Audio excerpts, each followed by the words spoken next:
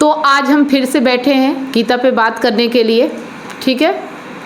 और कल हमने सीखा था, जाना था, समझा था कि प्रकृति में अहंकार कुछ नहीं करता है, सब प्रकृति के गुणों के कारण ही होता है। प्रकृति में जो 3 गुण होते हैं, सत्व, रजस, तमस, इन्हीं के कारण सब कुछ होता है। लेकिन अहंकार ये सोच बैठता है कि हमने किया है और इसी वजह से उससे दुख होता है, ठीक है। तो ये जान लेना। तो आज का भी श्लोक कुछ उससे मिलता जुलता ही है, दोनों श्लोक सेम ही है। भगवद गीता अध्याय 3 श्लोक 28। तो आज कह रहे हैं, हे महाबाहु अर्जुन, तत्व ज्ञान से युक्त व्यक्ति गुण और कर्म के विभाग को जानता है। वह समझता है कि इंद्रियां इंद्रिय विषयों में ही लगी रहती है, इसलिए वह उनमें आसक्त नहीं होता है। श्री कृष्ण यहाँ कहते हैं कि जो तत्व ज्ञान को प्राप्त कर चुका होता है वह यह समझता है कि सृष्टि में सभी कर्म प्रकृति के गुणों द्वारा संपन्न होते हैं। वह जानता है कि इंद्रियां केवल अपने अपने विषयों में लिप्त होती है। इस समझ के कारण वह व्यक्ति कर्म करते हुए भी उसमें आसक्त नहीं होता और ना ही अहंकार में फंसता है। यह ज्ञान उसे कर्म बंध से मुक्त कर देता है। तो यहाँ पे हमें समझने की जरूरत ये है कि जो अध्यात्म का काम है वो अगर समझा जाए तो इन्हीं 2 श्लोकों पे ही है, फिर उसको कई तरीकों से बताया जाता है। कहने का मतलब ये है कि प्राकृतिक गुणों के कारण हमारे साथ जो भी हो रहा है वो अपने आप हो रहा है, हम कोई कर्ता नहीं होते। और इस बात को जान लेने मात्र से हम कर्म बंधनों से मुक्त हो जाते हैं, फिर हम कर्ता नहीं बनते हैं। और जो भी हो रहा है प्राकृतिक गुणों के कारण ही हो रहा है। जब ऐसा तत्व ज्ञानी, मतलब जो ज्ञानी व्यक्ति होता है, वो समझ जाता है कि हम कुछ नहीं कर रहे हैं और हमारे माध्यम से कुछ नहीं हो रहा है, बस हम दृष्टा हैं और देख सकते हैं होते हुए, और इस देखने मात्र से मुक्त हो जाता है। अध्यात्म का यही काम है कि अपने विचारों को, मतलब दृश्य और दृष्टा, विषय और विषयता, दोनों को एक साथ देख पाना, और इसी के लिए पूरा अध्यात्म है। तो अगर जिसे समझ में आने वाली बात होती है ना, वो यहीं पे समझ जाता है और इसके आगे फिर उसे और कुछ समझने की ज़रूरत नहीं होती है। लेकिन जो व्यक्ति नहीं समझता है वो अपने आप को यही समझता है कि मैं ही कर रहा हूँ। आ रहा समझ में? क्या समझ में आ रहा है? जो अज्ञानी व्यक्ति है उसका जो अहंकार होता है वो ये बोलता है कि जो भी कर रहा हूँ, जो भी मेरे साथ हो रहा है, ये सब मेरी वजह से हो रहा है, ये सब मैं कर रहा हूँ इसलिए हो रहा है। जबकि उसे ये चीज़ें नहीं पता है कि यहाँ पे 3 चीज़ें काम करती है, एक शरीर, प्रकृति और संयोग। समाज, प्रकृति और संयोग, ये 3 चीजें ही हमारे साथ काम करता है। क्योंकि संयोग बस हम किसी के घर में पैदा हो गए, शरीर को प्रकृति बोल लो या कि शरीर अलग से बोल लो, पर इंसान के यही 3 चीजें जो है वो मेन काम करती है ना। देखो यहाँ पे अहंकार है नहीं, और हम मतलब अहंकार जो है वो अपने आप को बचाए रखने के लिए खुद कर्ता बन जाता है, मैं बन जाता है, और इसीलिए पूरा जीवन उसका बर्बाद हो जाता है उस अहंकार को बचाए रखने के लिए। अगर वो जान जाए कि वो है ही नहीं तो वो मुक्त हो जाता है। बस यहाँ जान लेना है कि वो जो समझे बैठा है वो है ही नहीं। एक स्टोरी इसी पे मैं आपको सुनाती हूँ।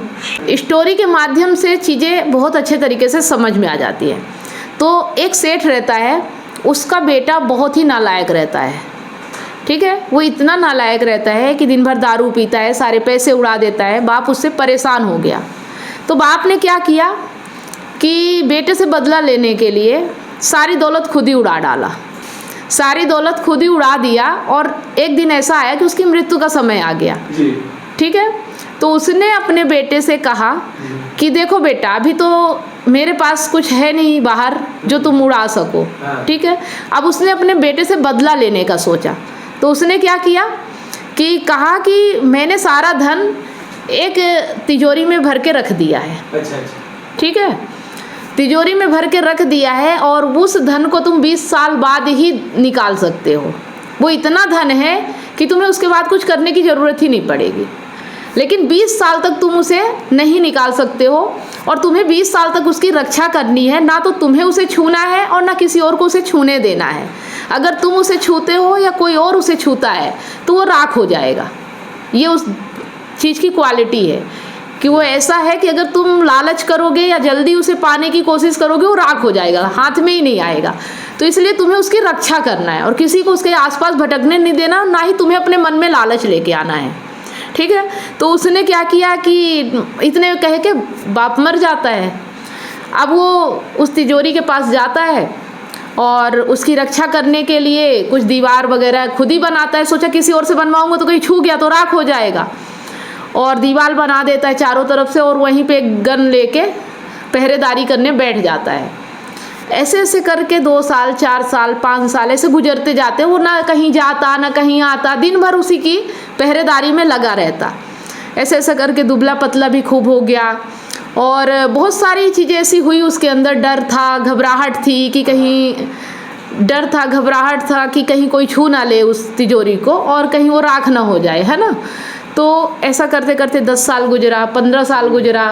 तो 15वें साल उसको आते आते डिप्रेशन होने लगा, टेंशन होने लगा कि मैंने इतना समय बिताया है और अगर अब लापरवाही की तो ये मेरा पूरा मेहनत बेकार चली जाएगी। और मजबूती से बैठ गया वहाँ पे, मतलब डिप्रेशन तक होने लगा उसको उस चीज़ से। और फिर 18 साल हुए, 19 साल हुए, ऐसा करते करते 20 साल हो गया, है ना। और जब 20 साल हुआ और उसने उस तिजोरी को खोल के देखा, उस तिजोरी को देखता है तो उसमें बहुत भारी चीज़ दिखती है, तो सोचता है शायद ये सोने की कोई ईंट वगैरह होगी। और जब उसको खोलता है तो देखता है सच में उसमें ईंट रहती है, पर सोने की नहीं रहती है, ईंट रहती है ना। तो इतने दिनों तक उसने जो मतलब सोचा, जिसकी रक्षा की, जो था ही नहीं, तो बहुत पिता को कोसा, चिल्लाया कि मेरे साथ ऐसा क्यों किया, मेरे को ये किया। लेकिन ठीक है, फिर जब सोचते सोचते मन में उसके कुछ संतोष किया होगा कि अब जो हो गया तो हो गया, आप क्या करें, है ना। लेकिन 3 चीज़ें उसके साथ हुई।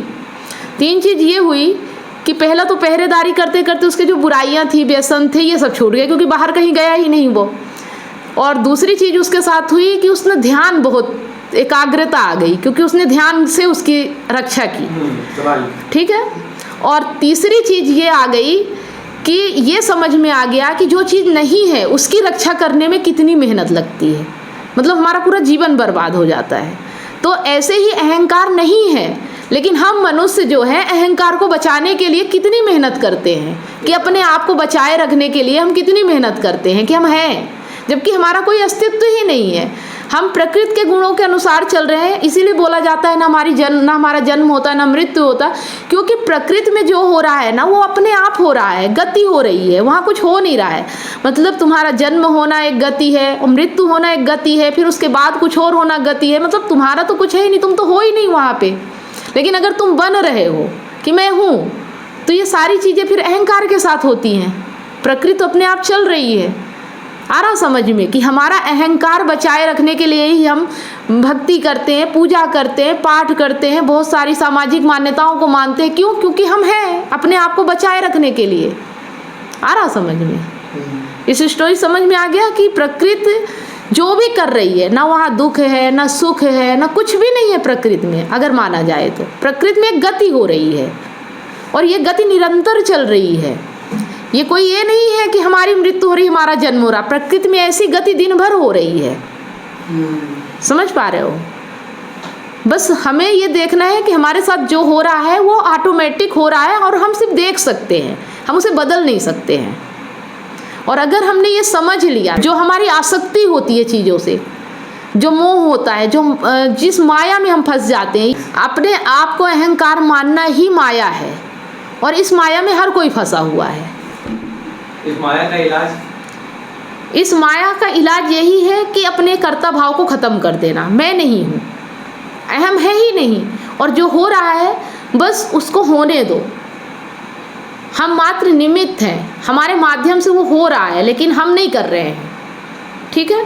जान लेना कि ये सब प्राकृतिक गुणों के कारण ही हो रहा है। अपने आप को मत देखो, क्योंकि मनुष्य को लगता है कि हम बोल रहे हैं। बोलते तो पत्ते भी हैं, जब हवा चलती है आपस में टकराते उनसे भी आवाज़ें आती हैं, वैसे मनुष्यों की आवाज़ें आती हैं। पत्ता एक डाली पे है, वो पैदा होता है, बड़ा होता है, सूखता है और टूट के गिर जाता है। क्या कोई कर रहा है? और हवा उड़ा ले जाती है, हवा के साथ उड़ता है, तो क्या उसमें जान है? सेम यही चीज़ मनुष्यों के साथ भी होती है। गुण है, हम बात कर रहे हैं, हम बोल रहे हैं, हम चल फिर रहे हैं, तो हमें लगता है कि हम सब कुछ हो गए, हम ही हैं। आ रहा समझ में? बस हमारे में एक क्वालिटी दे दी गई है जो किसी और में नहीं है, कि हम देख सकते हैं, हम समझ सकते हैं, हम अपने विचारों को भाप सकते हैं कि जो हमारे अंदर से हो रहा है वो क्यों हो रहा है। चेतना दे दी गई है, ठीक है। तो इसका उपयोग करना है, ना कि इसे हमें अपना दुश्मन बनाना है, ये अहंकार बन के कि मैं ही सब कुछ हूँ, मैं ही भगवान हूँ। ये तब होता है जब हम अहंकार को, मतलब जब हम मैं बनते हैं तो अहंकार का जन्म होता है। हम हैं तो अहंकार है, ठीक है। और अगर हम प्रकृति को मानते हैं कि कोई और चला रहा है, ठीक है, तो हम भगवान का निर्माण कर लेते हैं कि भगवान प्रकृति को चला रही है। जिस तरह से अहंकार झूठा है उसी तरह से भगवान झूठा है। ना तो अहंकार है ना भगवान है, सिर्फ प्रकृति है जो अपना काम कर रही है, और वो भी अपने आप स्वचालित है, कोई नहीं चला रहा उसको। यहाँ जो भी कुछ हो रहा है इस प्रकृति में, ना प्रकृति के अंदर दया है, ना मोह है, ना मतलब जो मनुष्यों के अंदर पाया जाता है वो कुछ नहीं है उसके अंदर, ये अहंकार का प्रभाव है। समझ रहे हो? प्रकृति निर्दयी भी है, एक साथ सबको ख़त्म भी कर सकती है, जन्म भी हो सकता है, सब कुछ है प्रकृति में। वहाँ अगर एक शेर हिरण का शिकार करता है तो शेर को पापी नहीं कह सकते हैं, ठीक है। तो ये जो हमारे अहंकार है उसी के सब भाव है, उसी के विचार हैं, उसी के सब कुछ है, और इसीलिए मनुष्य इतना ज़्यादा दुखी होता है। सब जीवों में सबसे ज़्यादा दुखी मनुष्य ही है, क्योंकि वो अपने आप को मान बैठा है कि वो करता है। तो अध्यात्म इसीलिए है ताकि आप जान सको कि आप करता नहीं हो। जो हो रहा है ये प्रकृति के गुणों के हिसाब से ही हो रहा है। इस चीज़ को जान लेने मात्र से मनुष्य मुक्त हो जाता है, और यही तत्व ज्ञानी लोग जो होते हैं, आध्यात्मिक लोग जो होते हैं, बस इस तत्व को जान जाते हैं। और ये बहुत सिंपल सी बात है, मतलब कोई बहुत बड़ी गूढ़ बात नहीं है, ठीक है। अपने आप को समझ लेना, और फिर ये हमें दिखने लगती है प्रकृति। जब हम प्रकृति की ओर देखते हैं ना, तो ये चीज़ें हमें ऑटोमेटिक समझ में आने लगती है कि वास्तव में ऐसा हो रहा है, ठीक है। तो ये सारी चीज़ें आप सभी लोगों को समझ में आ रही हैं, और हम इसी तरह से ऐसे ही ज्ञान के माध्यम से अपने आप को जानने समझने की कोशिश करेंगे, ताकि हम ज्ञान प्राप्त कर सके, अपने आप को जान सके, प्रकृति को जान सके, समझ सके, ताकि हमारा जीवन जो ये दुख में है, इस दुख से हम दूर हो जाए। क्योंकि सारा दुख ही अहंकार का है, इसके अलावा कुछ नहीं है। इस प्रकृति में कुछ है ही नहीं अगर मानो तो। और जिसने ये तत्व जान लिया, जिसके अंदर ये ज्ञान हो गया, वो हर चीज़ से मुक्त हो जाता है। वो फिर सब कुछ करते हुए भी मुक्त रहता है, क्योंकि वो मानता ही नहीं कि वो कर रहा है, उसके साथ हो रहा है, वो बस माध्यम है, ठीक है। तो उम्मीद करती हूँ कि आप लोगों को इस तरह से गीता बहुत अच्छे तरीके से समझ में आ रही होगी। अगर समझ में आ रही तो कमेंट करके ज़रूर बताएं। अगर कोई सवाल है तो हमसे पूछ सकते हैं, नंबर वीडियो में दिया गया है। अच्छा लगे वीडियो तो लाइक करना और ज़्यादा से ज़्यादा इसे शेयर करना। मिलते हैं नेक्स्ट वीडियो में, तब तक आप सभी लोगों को वीडियो अंत तक देखने के लिए बहुत बहुत धन्यवाद।